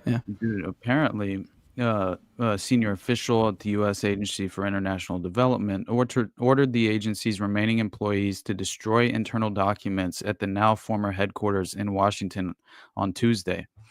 And this email sent to staff set off a legal challenge on Tuesday. So employees were instructed to destroy the items in the agency's classified safes and personnel documents. Real quick, Austin. Once again, I'm not trying to be. I'm about to go take a leak, but I'm going to listen to you while you keep going. So just know that I'm listening. I am hearing what you are saying, but I gotta go take a leak. So, but I'm going to put on my phone so I can listen to what you have to say, so I don't miss a beat. Word. So basically, as I said just now, that these employees were instructed to destroy these items in the agency's classified safes and personnel documents on Tuesday at the Ronald Reagan building. According to this email sent by the agency's acting executive director, Erica Carr, which was obtained by the Washington Examiner, shred as many documents first and reserve the burn bags for when the shredder becomes available or needs a break. The email said, this is a quote, Carr instructed staff to label the burn bags with the words secret and USAID/B/IO, which is an agency abbreviation for Bureau of Independent Office or Independent Office. The email didn't provide any reason for the document destruction. Following news of the email, unions representing USAID workers and federal employees asked the judge to intervene on any destruction of classified documents. The American Federation of Government Employees and American Foreign Service Association alleged that Trump overstepped his authority by shuttering the independent agency established by Congress. That's so ridiculous. The plaintiffs asked U.S. District Judge Carl Nichols for a temporary restraining order to block the destruction of records and argued that the loss of vital information could prevent USAID from resuming operations if they prevail in the case. Nichols set a Wednesday morning deadline for both sides to submit a status report. Yeah, it's very interesting, though, and at the very least, it should have basically go without saying that you would imagine as the the doors, which of course USAID is still in action, and still active. It's not as if it's entirely been shuttered, but you would imagine that on their way out, a vast majority of these top secret files or anything that would be, of any real substance exposing the inner workings of a lot of their clandestine operations internationally would of course be destroyed. That is status quo. It's par for the course. You look at when the church committee hearings happened, what did Helms do? The first thing Richard Helms did was order the destruction of thousands and thousands of documents that would have probably held the most damning and right evidence proving what our intelligence apparatus is capable of, man. And so anyway, not at all surprised that this story. But on a positive note, we're not going to pay any taxes anymore, Austin. Just as soon as he balances the budget, and assuming you don't make over $150,000 a year. Dude, as you start this, as you lay out the groundwork of this story, I heard an interesting theory in regard to how he would attempt to balance the budget, right? Oh yeah, which I found interesting. That could include a stable coin. Oh. Right, so essentially, it's a refinance. We're gonna do it this time. Yeah. No, basically, it's due to his past in real estate. His it's all about essentially refinancing the debt in a certain way by essentially apparently. Yeah, I talked about this in the show. I think we talked about it in the show once. There was this one, financial piece where they were talking about like restructuring the debt and all that, and it is just kind of moving pennies around, and that's really all it seemed to do, and but more of a kicking the can down the road. Like they were also talking about like swapping out bonds that people had, and essentially swapping out to like 100-year bonds. So it's like. The reasoning being like, oh, well, like it'll be longer. So, that obviously we're able to hold on to those bonds longer so we don't lose, the money tied to the dollar or whatever the fuck. But it's like you're essentially sort of strong arming people into taking longer bonds as opposed to the shorter ones you had. And essentially the idea being like, oh, well, since there's, I think it's because there's less of them. Or I forget the specifics. And the idea, it's more in this mentality every time. And it seems to be, I don't think this is the first time this has happened. In past, it seems like I recall this in previous administrations where it's always like, oh, we're going to balance this or we're going to do that. And it's always like counting on the future of like, because, how we're going to solve this in the future, we're just going to like innovate so much. And so they're always counting on these like innovations in the future. They're like, this will be where the savings come down the line or whatever. Meanwhile, they just keep increasing spending.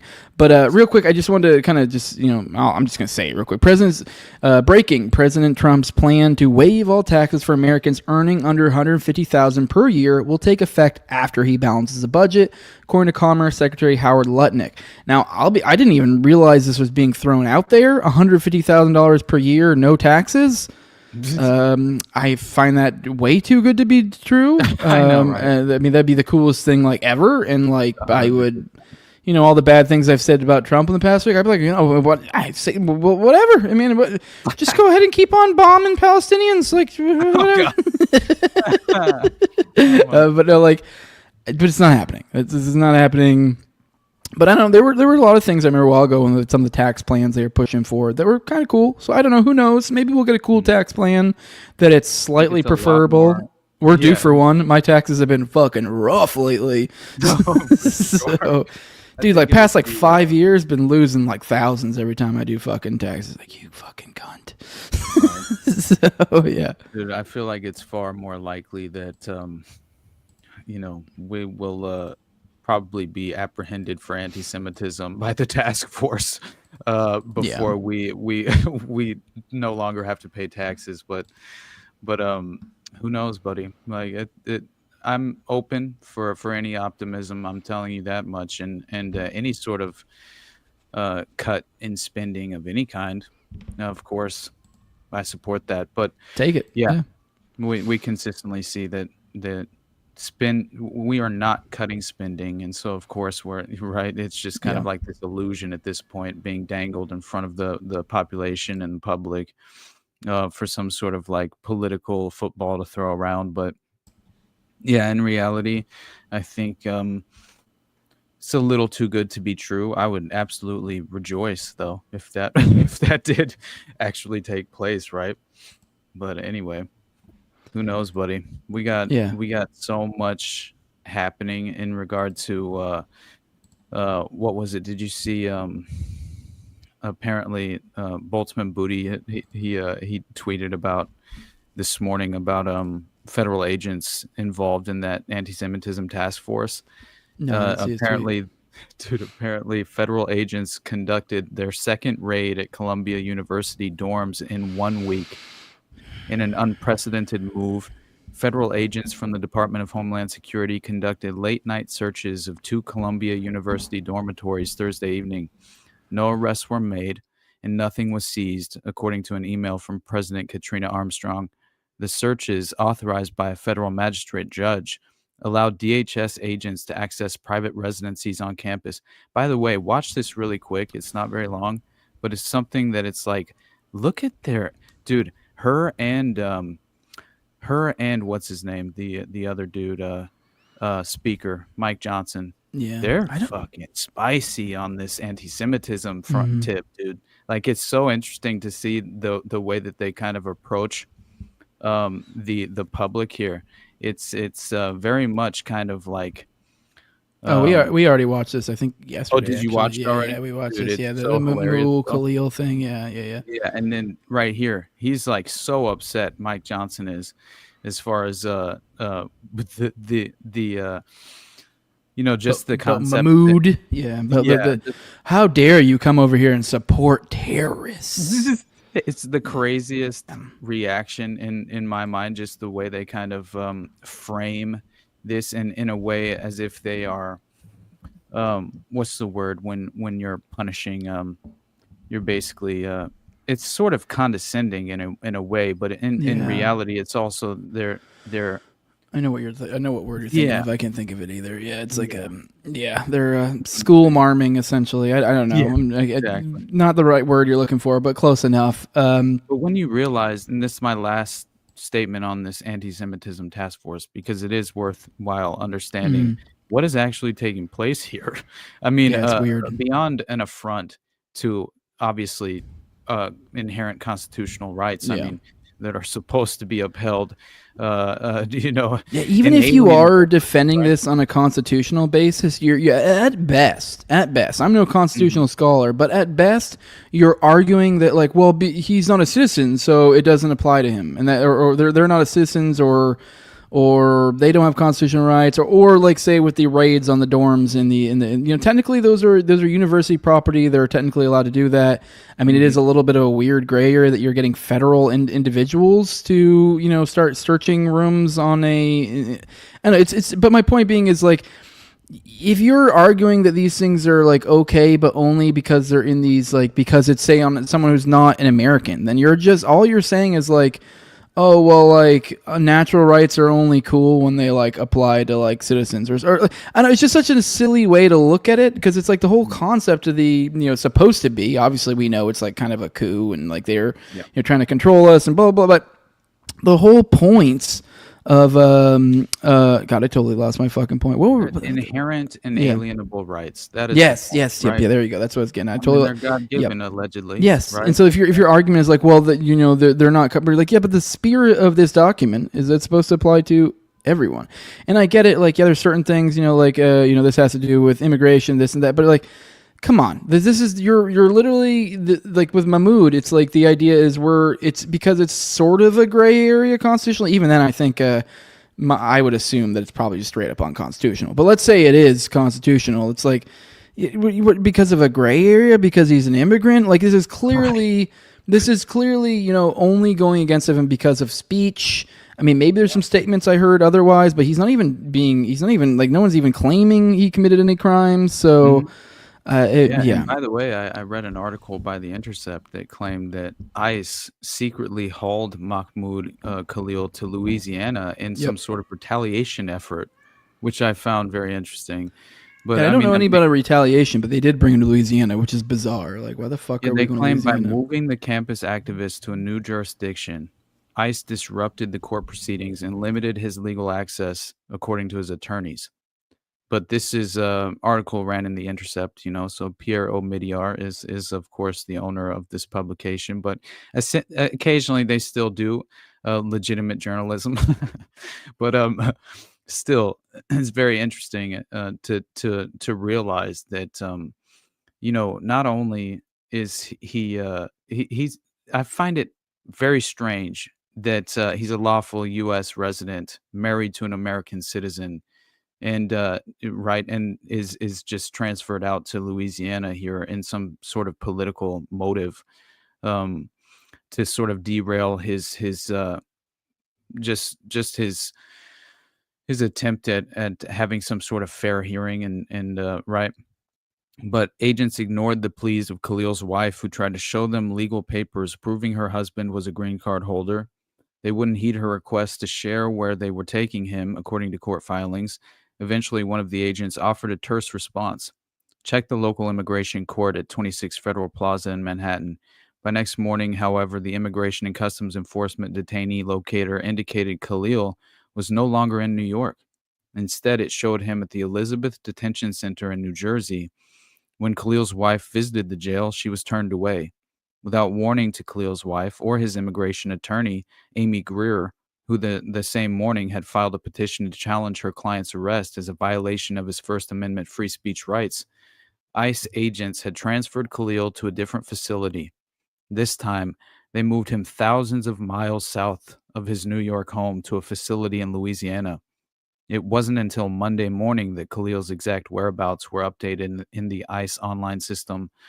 The LaSalle Detention Facility in Jena, Louisiana, a private jail operated by the GEO Group. GEO Group. Have to look into that. And then it says attorneys for Khalil alleged the move from the New York metropolitan area to Louisiana was a retaliatory transfer intended to restrict his access and to lawyers and family, and to position what has grown into a closely watched First Amendment case in a jurisdiction more friendly to the Trump administration's anti-immigrant policies. Interesting.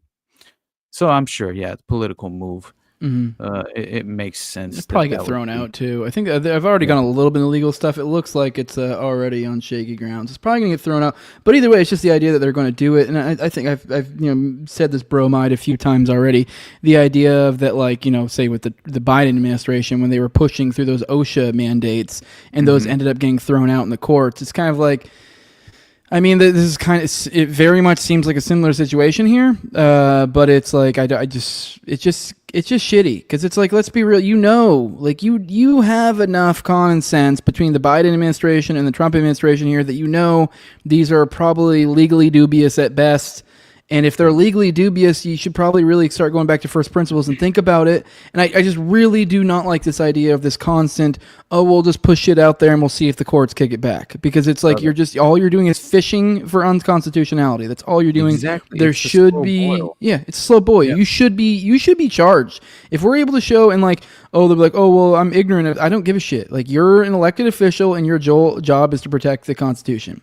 Yeah. Obviously, I'm not even actually necessarily really calling for that, because as soon as that starts getting fucking applied, then it gets applied negatively. It's kind of the same idea whenever we see impeachment. It's never because they actually broke the Constitution. It's because, he didn't give enough money to Ukraine or something. It's shit like that. But they're consistently pushing the concept of allowable opinion at all times as well, and in the wrong direction. And that's a part of this as well, I think. And, Speaking of allowable opinion, there has been actually, I don't even really know how this ties into allowable opinion, aside from, I guess, kind of InfoWars. I kind of talked about this a little bit yesterday. I kind of became an asshole because I totally forgot about the fact that one of the guys in the InfoWars circle died. So just to kind of recap, I guess there was one of the reporters supposedly got shot, and then it seemed like right after that, one of the InfoWars reporters, we covered this on the show yesterday, I covered it in a weird order because I was covering it about how Chase Geyser, I believe yesterday, was talking about how he got swatted, and then I kind of went into you caught that? Yeah. You caught it on the show? Yeah, I did. Okay, I did. yeah. So you saw how I accidentally kind of became an asshole, and it was kind of like maybe he's talking shit, and then I was like, oh shit, one of his coworkers died. But either way, I still kind of sort of stand by that, and then I don't even have any negative will towards this guy. But it's just kind of from what I've seen, he's the kind of person that wouldn't surprise. He would be the exact type of person that would be like, oh, you need me to play some kayfabe for the team? Okay. Yeah. That's exactly, because he is someone who's kind of artificially rose through the ranks. Like he literally was I can't remember if it was views, subscribers, Twitter followers, some combination. It was one of those things that once you're skilled at looking at metrics, you can look and go, these metrics are fucky. You can tell because X doesn't get this specific amount of, whether it's subscribers or views, you're like, these things don't match up. And it was very clear, but he was able to artificially inflate his numbers long enough till where he got hired by somebody else where it doesn't matter what his actual real numbers are. He essentially bought some social credit, I guess you could say. And that's what secured him a job at InfoWars. So he doesn't really have who that guy that I'm referring to has 300,000 followers, a show on InfoWars. I don't think he really has that amount of political capital or social capital is the word I'm looking for. Because of what I just pointed, he never really organically grew. It was he essentially grew to where people saw, oh look, number big, and then an entity go, oh, someone with number big, we hire. That's all it was. So, but here we go. We have conservative podcaster Sean Farash swatted, who, funny enough, this is another guy. Well, no, I say another. Once again, I guess I'm accidentally grouping him with Chase. I'm not grouping him with Chase. I'm just saying this is another person. You're like, who? I keep saying another. This is a different person that you're like, what the fuck is up with this guy? I don't know really anything about this guy. The only thing I know about him is he was literally on Misfit Patriots, Mr. Patriots stream the other day. And the only reason I know this is because we were fucking with him on Tower Gang for fun. Right? Yeah, that's what I saw. Tower Gang's in a feud right now. Not even. I don't even remember why it came up. We were goofing. We were talking about it, and then we were like, oh shit, he's live right now. And then we were just watching it and making jokes and then sending our audience over there. We 4x'd his audience by fucking said just on a joke, sending our people over there to fuck with him. Oh my God. But anyways, this guy was on that show.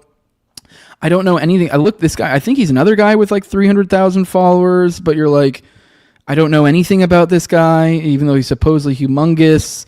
I mean, he was also on a podcast that they were getting kind of, honestly, I mean, I'm not even shit talking. They were getting around our level of numbers on just kind of a normal daily show. And this is somebody who has 60,000 followers on Twitter. That's Misfit, Mr. Patriot or whatever. And then Sean Farash has something, I want to say around 300,000, but yet they're only pulling in 30 live viewers on a Rumble podcast. So just kind of, to my earlier point about people that actually that may possibly lack social capital. I don't know. This was a kind of a easy way to do it. And if you look here, you see conservative podcaster John Farash swatted. This marks the third separate swatting incident in less than 24 hours. And before that, I guess it was popular conservative influencer Gunther Eagleman was swatted. So the point is we're seeing all these swattings. Now, I'm of two minds here. I believe it was actually, I don't know if it was one of the shows that William was on with us. He made some comment a while back that I kind of agree with, that we might start seeing some weird scenes, weird canyon scenes type shit here where people start dropping dead, influencer types. Now, these influencer types that I'm seeing right now are not the types I'm actually genuinely concerned about. But these are the types that kind of feed into that feed into the social contagion of this being a thing, because now you have that, and I'm not even necessarily saying all of these or any of these people were given the word. Maybe one of them was, maybe none of them, but it's almost like this contagion, and then you're like, this information is being put out, and then it continues, and you're like, oh, look at this influencer, and then all you need is some influencer out there who's like, I don't know, it'd be kind of cool to make a name for myself real quick. This takes zero effort. I could right now tweet, I just got swatted. Right. Who's gonna fucking prove me wrong? And then and if you are really concerned about it, I don't know if how publicly accessible police reports are. I can call the police myself. There you go. I've been swatted, and I'm not even saying all these people are doing it. I'm just saying we're seeing all these swattings.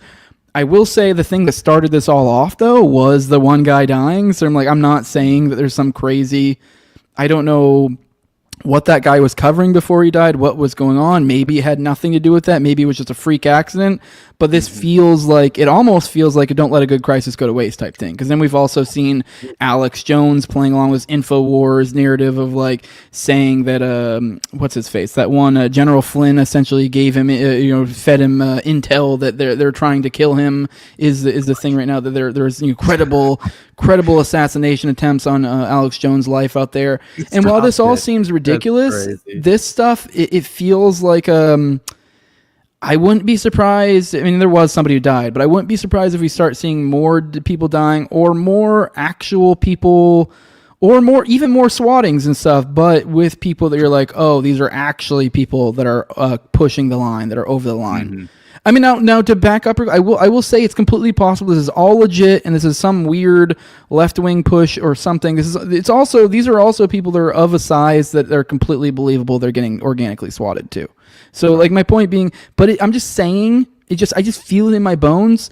Some element of this whole thing feels fake. Now, to what degree it's fake or not, I don't know. Obviously, somebody did die, and that seems what started this all off. But then all of a sudden, now we have all these kind of what I'm implying are vacuous influencers, the type of influencers that are like the guys are like, oh, here's someone with 400,000 followers, and you're like, who the fuck is this guy? And you're like, you ask 10 people, and they're like, I don't know, I've never heard of him. And one of those people are like, where are all these people coming from? Who is this? And then they probably don't really have an actual that real type of base, you know what I mean? Because there are a lot of games that are played online of perception. You're like, oh, this guy has 300,000 followers. And you're like, okay. I mean, I've seen so many people get ratioed by a fucking couple thousand follower account when they have hundreds of thousands, and it's like, oh, you clearly don't have the support you thought you did. These numbers are illusory at times. So, yeah. Oh yeah, but I mean, all of social media feels like some sort of astroturfed environment at a certain point, though. But yeah, I don't know, man. By the way, General Flynn, Mike Flynn was such a strange, larger than life character in The Operators, that Michael Hastings book. He was in the inner circle of General Stanley McChrystal when McChrystal was running the Afghanistan war. And basically was really close with him throughout his tenure with Joint Special Operations Command as well, and everything. And Mike Flynn had a strange, he had a very interesting interaction with Michael Hastings during their time while they were stationed together. Well, it's technically while he was in the bubble, the media access bubble around Flynn's inner circle. Mm-hmm.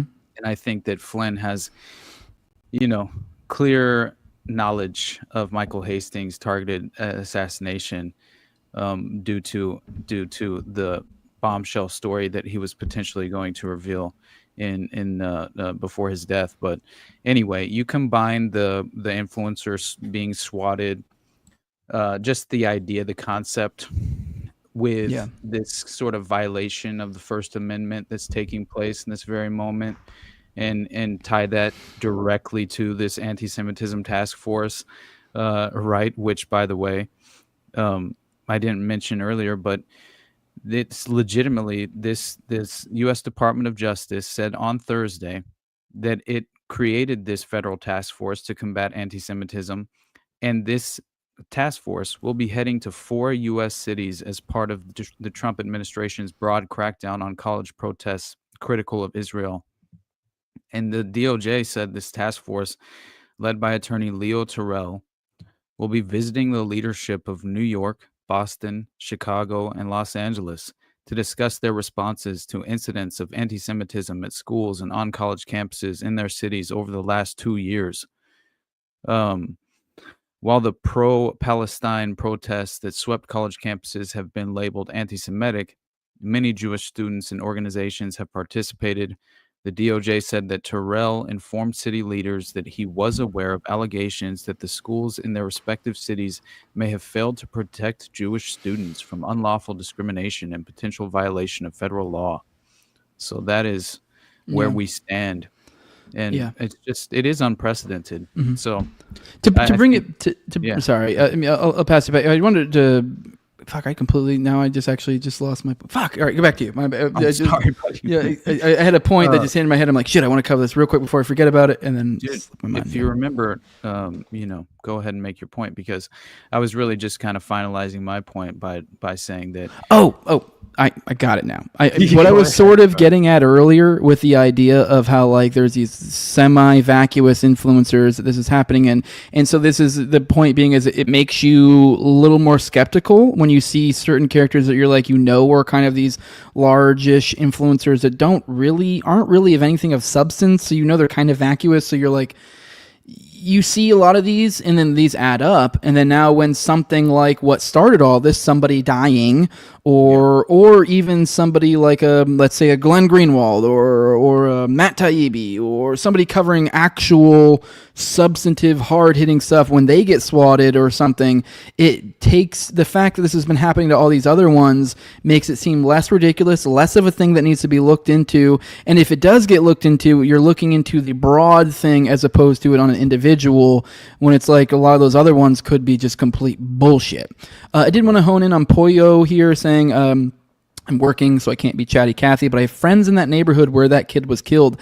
I asked them about the incident, and apparently there's a homeless camp right there, and it had to do with that, which I did read an article about that, and it did seem that was the implication that maybe, I guess he'd been robbed before, and it looked like he was being robbed again, and it looked like I did go to say I found it ridiculous. I guess Alex Jones characterized it as an assassination, kill shot, and it was like an assassination style kill, shot to the throat. Yeah, that's not an assassination style kill. No. I mean, I guess you are assassinating them and you're killing them, but that's not what anyone thinks of when they you think of when someone says an assassination. What's being evoked here is it was professional. It was likely 2 to the chest, 1 to the dome, or just 1 to the dome, like something very close and personal, a shot to the throat. Right. No one fucking shoots someone in the throat. So it was immediately off the bat you characterized as an assassination style kill, shot through the throat, shot from, and then it's almost like shot to the throat. And you're like, so obviously he's immediately being, kind of, spiced up of like, did we? And you're like, obviously, yeah, that's where everyone's mind goes to. But obviously come on, that's ridiculous. You got shot in the throat. Like, no hitman out there is like, let's assassinate him, shoot him in the throat. Yeah. What a bizarre way to kill someone. I mean, it worked. If anything, it's more. If anything, that denotes to me it was more of a in the moment type thing, because that is an odd place to intentionally shoot someone. So you either shoot center mass or in the head or something. So makes no sense. I did want to take a second to point out that Kash Patel's already addressed this as well.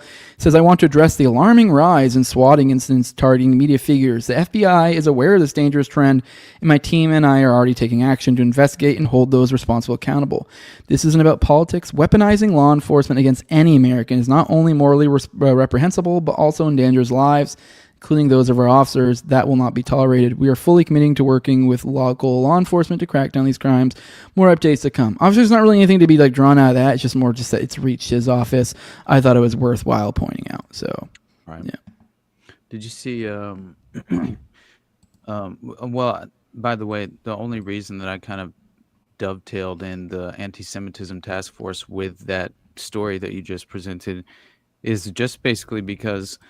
Imagine if there is a real crackdown on freedom of speech in this way of the anti-Semitism pretext, because then it's legitimately hey man, Tower Gang could get swatted. You know what I'm saying? Honestly, right? it creates this very slippery slope, and really the environment we're in this very moment is kind of primed and ready for such a dystopian pivot. So it would make sense. But anyway, keep that in mind and be well aware of that potential reality. But did you see Colonel Douglas McGregor, by the way, go on Tucker? No. Oh, I didn't know. Found it Tucker. very interesting, because he went on. He's talking about how he tells Tucker that the way Trump handled Zelensky is the way he's got to handle Netanyahu, because if he doesn't, Netanyahu will drag him into the abyss in the Middle Eastern escalation, claiming because he wants this war with Iran come hell or high water. And then he says, he had another statement which I found very interesting. It was he says, oh yeah, this was it. He explains how this I found strange. He says the Mexican drug cartels are a far greater threat to the U.S. than China, Russia, or Iran. And then he says they've got Javelin missile systems on our border and American officials on their payroll. And I was like, what the hell?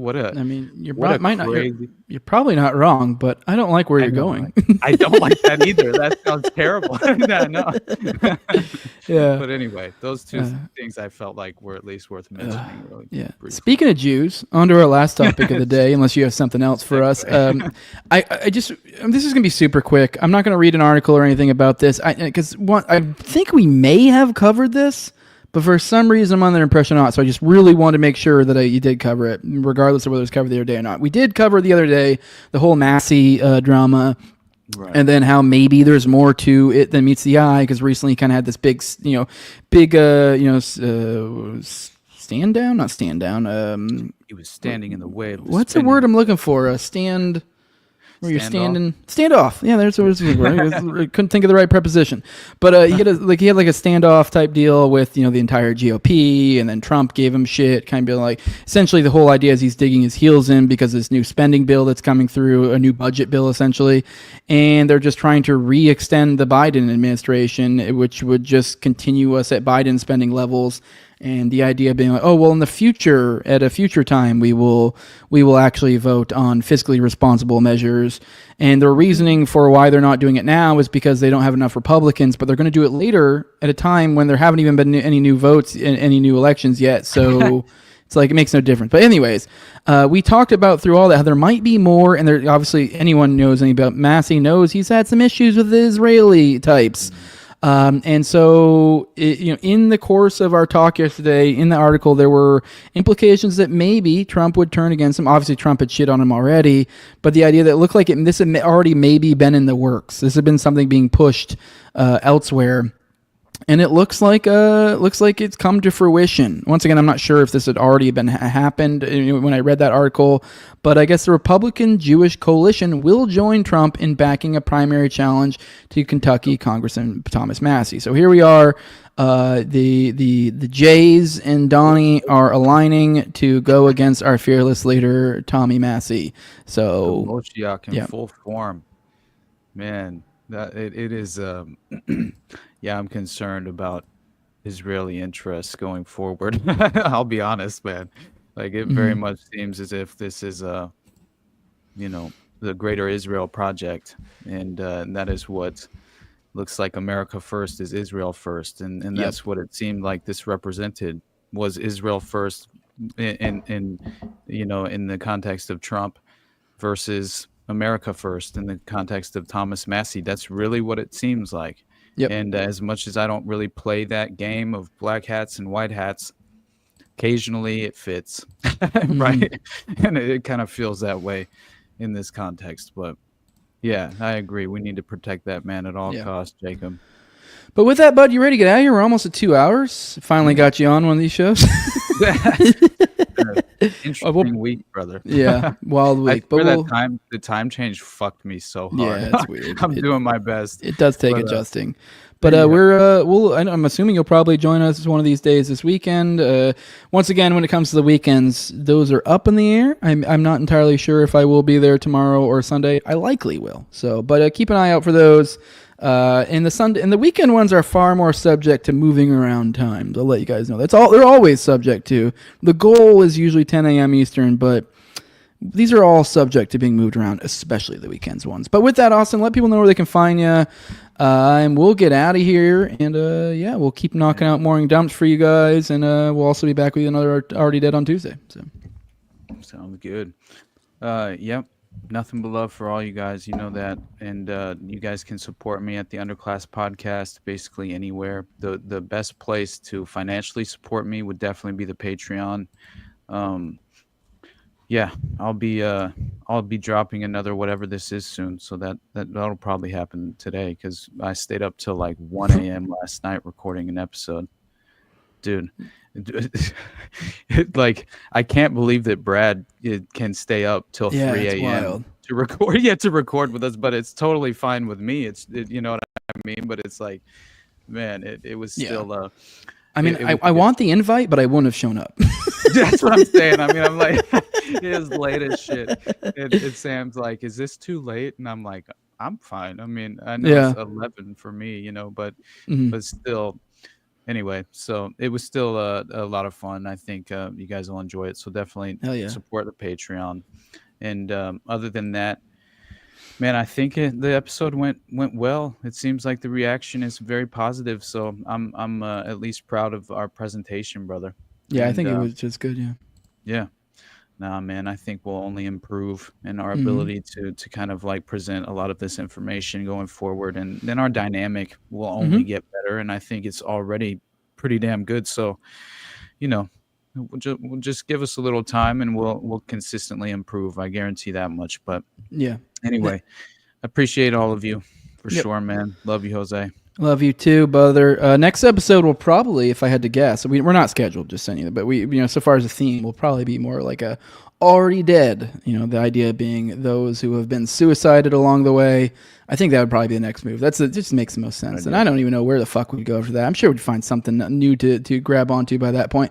But anyways, guys, if you want to support the show, I do want to run you through a few different ways you can do that. There's a non-paying option if you are in a spot you can't afford to, and if that's the case, I don't want you to give me money. I want you to make sure your shit is correct before you start donating to us over here. But if you aren't able to contribute money, some of the best ways to do it non-money wise is you can like, you can share, you can subscribe, you can comment, you can leave a 5-star review. You can follow me and Austin on social media as well. That helps a bunch. And I know it sounds ridiculous. Obviously, for one, it makes number go up, but two, on top of all that, you can tag us and stuff, and this is where you'll get this stuff on the show. Where at least me, I know Austin is as well, are very responsive to you guys. So if you tag us and stuff, I'd say like 8 times out of 10 or 9 times out of 10, we bring them on the show. Unless it's something retarded, they're like, I don't want to talk about this. But for the most part, that's not the case. Also, if you now on to the paying options, you can follow me at Tower Gang Jose, by the way, that's my Twitter at. But for so far as paying options, there's also, if you want to pay and get an actual physical product, you can go over to NadoShaveCo.com. Use Jose at checkout, get 10% off, and that's where you'll get a superior shaving product to the alternative. It's a single blade safety razor. It is cheaper than the alternative. It is better than the alternative. It gives you a closer shave. It's better for your skin. It's cheaper. It's from a company that doesn't hate your guts. And then, you get 10% off. Use Jose at checkout. And then on top of all that, if you really, really want to support the show and you want to give it directly to this guy or Austin, but Austin obviously has a different Patreon, but you can go to the Patreon, patreon.com/NoWayJose2020. That's mine. The lowest level is $2, and the lowest level is where you get access to the early episodes. I'm shooting for 1 to 2 a week behind the paywall, with 4, roughly like 4-ish behind the paywall at all times. So you guys will be getting more value. Also, there's an ad-free RSS feed there that you guys can get access to. And on top of all that, you can be a talking head on me and Austin's weekly call-in show, which is already dead. That's on Tuesdays at 9:30 p.m. Eastern. The highest level is my sponsors, or I read them off every episode, and my co-hosts on Tower Gang, at Tower Gang Toad, also at EbrigateDs, at ZOVRECK, at _InfanSeal, Tim Tuttle, at Jolly Uncleable, then Will Bell's Delicious Blueberry Rabbit Eye Wine, then big fan of the show, Torrin May, and then at INWARD Lover. And with that, guys, we are out of here. Love you all. Deuces. Bye-bye.